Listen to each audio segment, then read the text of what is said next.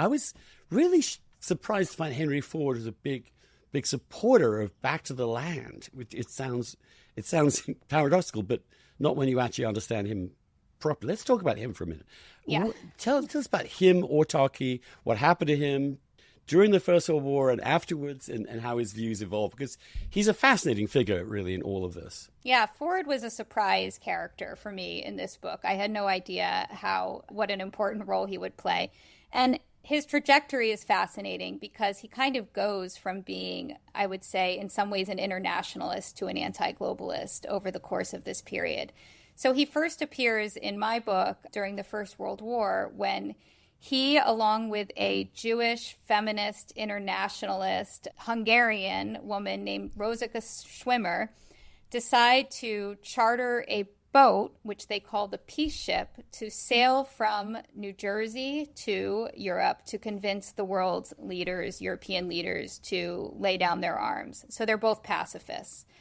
And that endeavor fails miserably. It's mocked in the press. Ford sneaks home in the middle of the night. Some people blame the whole experience for his anti-Semitism, although he was an anti-Semite before that.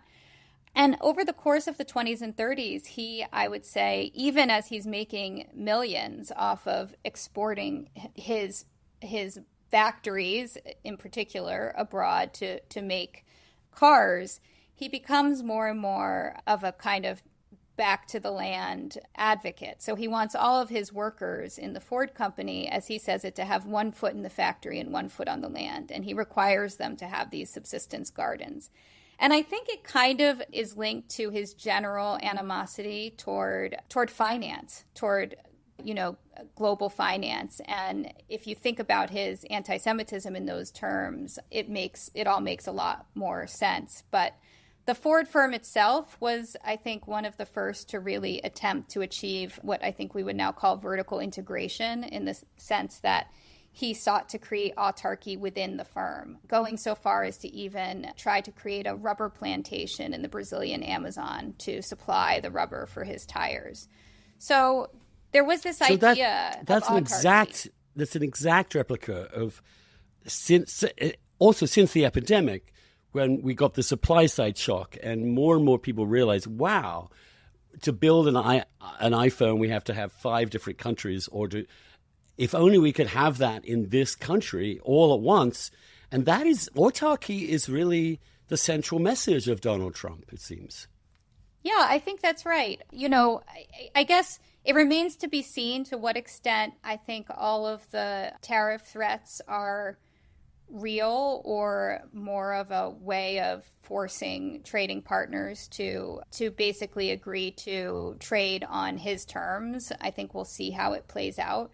But I think Trump does have this fantasy that we can, and many Americans do as well, bring manufacturing back to the United States, have a form of autarky in which we are no longer dependent either on foreign goods or on foreign labor for the economy to work. Right now, you have this fascinating problem of the rare earths, which, of course, if you have a globalized economy, highly tech, and it relies upon a certain, and one country has determinedly cornered the market in it, then you are kind of at the mercy.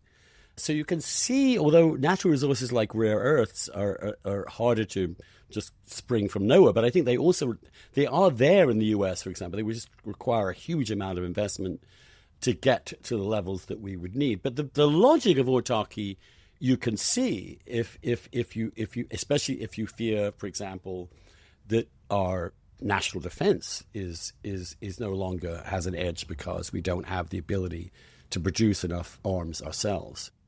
Absolutely. And I should say also, just as anti-globalism didn't begin with the First World War, if you think about fracking and the idea of energy independence, that has been a huge force long before Donald Trump that really started to ramp up in the 2010s. Autarky can also mean control of one's own, taking back control, to use the Brexit slogan, take back control, which means that you as a country get to decide what you do. You don't get these decisions made by international organizations or by the IMF or the World Bank.